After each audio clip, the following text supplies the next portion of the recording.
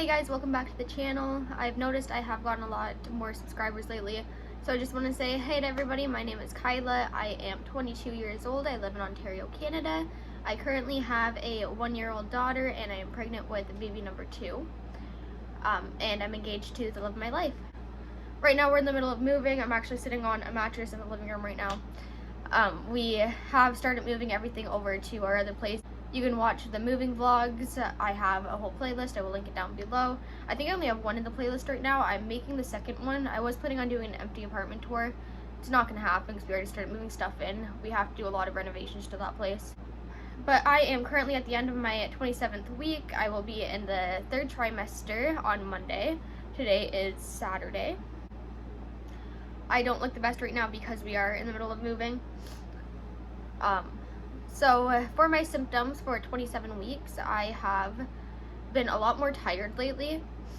Like, this move is absolutely draining me. I actually was packing and moving stuff and organizing stuff in our new place from 7 o'clock in the morning yesterday to 2 o'clock in the morning last night, around then, maybe 3 o'clock. I was absolutely exhausted. I'm dead tired today. I'm not even worried about doing my hair, getting ready, or anything. We just have the big stuff to move today. My feet have been sore all week. The baby is moving a lot more. I can actually feel, I think I mentioned this in the last video, but I can feel the baby's hand moving down me now, which is a little strange considering I have an anterior placenta. I was told I probably wasn't going to be able to feel stuff like that, but it's very cool that I have been able to. What else has been going on? My nose, I've been really stuffy lately, and I heard that's a pregnancy thing. I've been really stuffy and I've had a bloody nose every day pretty much, especially when I wake up. I find it's the worst then. I was asked in my last video to do some TMI symptoms. So my TMI symptoms, fast forward if you don't want to hear this. So I haven't been very gassy this pregnancy. My first one I found near the end of my pregnancy. I would get really gassy, so that's probably coming. I had a miscarriage back in 2016, and I found then as well, in the beginning of my pregnancy, I was really gassy. But I haven't so much of this pregnancy. I did have something happen a couple weeks ago. I'm not sure if I mentioned this in my last video. We went on a vacation to visit family, and they are my in-laws, and I was a little uncomfortable there. Obviously, we've only been together for 2 years. It's my second time meeting them. We go down once a year, and I had so much. Parker's dreaming right now and he's crying in his sleep. It's my parents' dog I'm pet sitting. So I am the type of person where I don't like to use the washroom when I have anxiety. So I didn't poop all weekend, and I was getting the worst cramps. It hurt to sit, it hurt to stand, it hurt to do anything, and it was so nice to come home and use the washroom. But that has never happened to me before. I am like that frequently when I go places or when I get with a new person and they move in, that type of thing. And I've gone a while without pooping, or even after I had my first daughter, I went a while without pooping. And this has never happened to me to this point, so I feel like that probably has something to do with the pregnancy. Discharge, I have been getting a lot of that, but normal this far in the pregnancy. I did have a yeast infection a couple weeks ago, which I did get twice with my first daughter as well, so I believe it might have something to do with my pH balance during pregnancy. But I have gotten a couple of those, and they are not fun to treat at all, or fun to have. My body odor has been something else lately. I don't find I'm sweating as much as I used to. I do find I'm a lot hotter than I used to be. In my parents' place, they have their air conditioner going, and I used to find it freezing in here. But lately, even with it going on 24/7, I still find it very hot in here all the time. So I know that has something to do with pregnancy, but I don't think I've been sweating more than usual. I've just found it hotter overall. But I always smell like BO, pretty much. It doesn't matter if I put on deodorant, it doesn't matter what I do, I smell like BO, and it's a different kind of smell. It's not like your typical BO. So I'm constantly putting on deodorant and spraying myself. It has been something different. And then my nipples, I believe I mentioned this in my last video as well, but my nipples have started leaking. I find one's leaking and the other one's not. Don't know if that's normal. I haven't talked to my midwife yet. We'll see. It's probably normal because I know both your nipples are different, and they're different for everyone, how much you produce and your how many milk ducts you have and all of that. I know that that's all depends on the person. I just don't know if it's normal to be leaking from one and not the other, and does that mean one boob is going to be producing more than the other? I know with my daughter, so this is the one that I have been leaking from lately, and I know with my firstborn, it was this side that she preferred, and I believe I was getting more milk out of this side. I only breastfed for a couple weeks with my first. I'm hoping this time is a little bit different. But yeah, I guess we'll see when that all comes around. I have another midwife appointment, not next week, but the week after, so at 29 weeks, my next midwife appointment comes up, so I'll be asking her these questions then. Some updates. So obviously we are in the middle of moving, which I'm really excited about. We have a lot of renovations that we need to do, like the entire bathroom needs to be renovated, the kitchen, we need to put a wall up in there, there's a whole bunch of things. But I'm excited to start getting all of baby stuff out and put up together, and it's nice knowing that we're finally in the place that I will be bringing baby home to. It's just going to take a while to get to the point that I want it to be at. But I will be bringing you guys along for that. I will have a whole playlist for the renovations and everything like that. I will have the next moving vlog coming out next week. I'm just waiting for everything to look half decent so I can take a little tour of it so I can add that to the video before I put it up.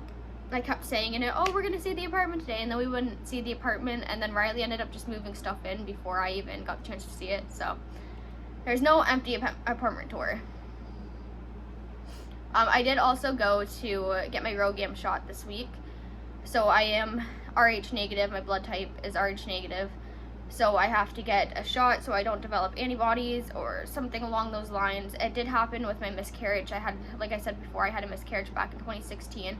I went to the hospital as soon as I started bleeding, but they were like, oh, just come back if like you keep bleeding and all of that. So I did end up passing the baby on my own, so I went back. I was only 6 weeks pregnant at this point. So I did end up going back after I passed the baby, and then they finally gave me the Rhogam shot at that point, and the baby did end up having positive blood, so it did get mixed into my blood when I passed the baby. So when I was pregnant with my firstborn, I found out I did have those antibodies, which ended up going away. I'm not sure how that happens. I haven't looked too much into it or asked about it, but they did end up going away because I didn't have them at the beginning of this pregnancy.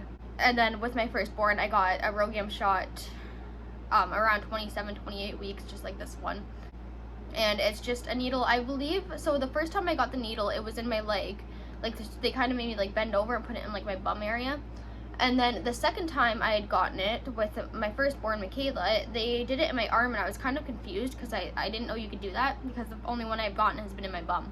So I figured that probably because they needed the first one, like the first time I got it, they needed that to act faster than they did with Michaela, because I had a lot of time to go throughout my body, they put it in my bum. And then with Michaela, because it had a lot of time to go through my body and do what it needed to do before I gave birth, they put it in my arm. But then for this pregnancy, I was expecting them to do it in my arm, but they did it in my bum again. They had me lay down on my side and then put it, it's like the top of your hip, like right here, that they put it in. And it's a little painful, I won't lie. It's not as bad as you might expect, maybe. Like, it's not the worst thing in the world. It's better than getting a tattoo. But it goes right into your muscle, and it makes your leg jerk a little bit, even if you know it's coming. And it just makes your leg hurt for a few minutes afterwards. And then I got lost in the hospital, because you have to go to the labor and delivery floor to get it where I live. And I got lost in the hospital, so I get off on this random floor, and I had to ask one of the reception ladies at a different department's patient registration, and there was an older lady that was standing there as well, and she goes, oh, I'm going out too, just come with me. So I end up going with her, and we're talking and stuff, and then this other lady is lost there too, so she comes with us, and we're all talking and stuff, and I found out the one's a CAS worker, and I was like, I take great care of my kids, like, you don't have to worry about me. And she was like, oh no honey, I'm not even that part of the CAS. But yeah, I just thought it was really funny. And then I also went for my growth scan. So my firstborn was 4 pounds 9 ounces when she was born. I had to be induced because she was small for gestational age. I can't really say that. So I had to be induced at 37 weeks because of that. And she came out 4 pounds 9 ounces. We had a 5-day NICU stay. She had a few issues with her breathing when she first came out, which resolved pretty quickly. She couldn't keep her body temperature. She needed a feeding tube after attempts to feed her through the breast and bottle. She kept getting sick, which we found out later was acid reflux and a dairy protein allergy. which has resolved itself now, thankfully. We had a few scares with her, with ambulances. And there was a couple other things, but she ended up coming home 5 days later perfectly fine. She did have a few issues with her breathing every so often because of her protein allergy, her dairy protein allergy, before we found out what that was. But this baby, we're just crossing our fingers that that doesn't happen as well. So I just got my growth scan. I don't get the results back. I got to see a couple pictures of the baby, which I'll put in right now.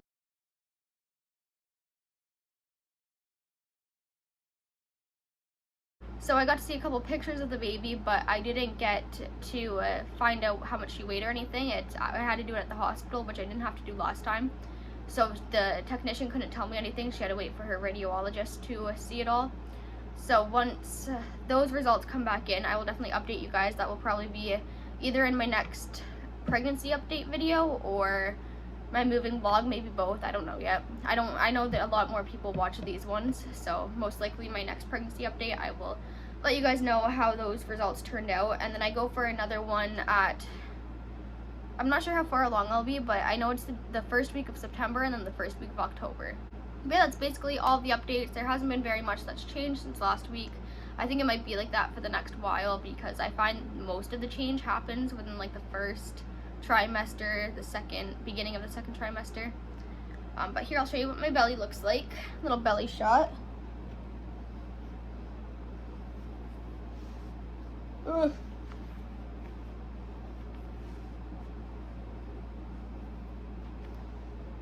So this is my belly right now.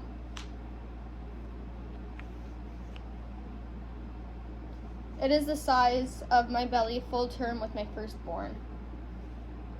So it goes to show you how small I was with my firstborn because it's not even that big right now. But it seems huge to me. My belly button has also started popping, little Tmi symptom. But yeah, that's everything for this video. Thank you so much for watching. To everybody that has subscribed lately, thank you so much. I love all the support. I basically just make these for myself to like rewatch, and it's nice to know that other people want to watch them as well.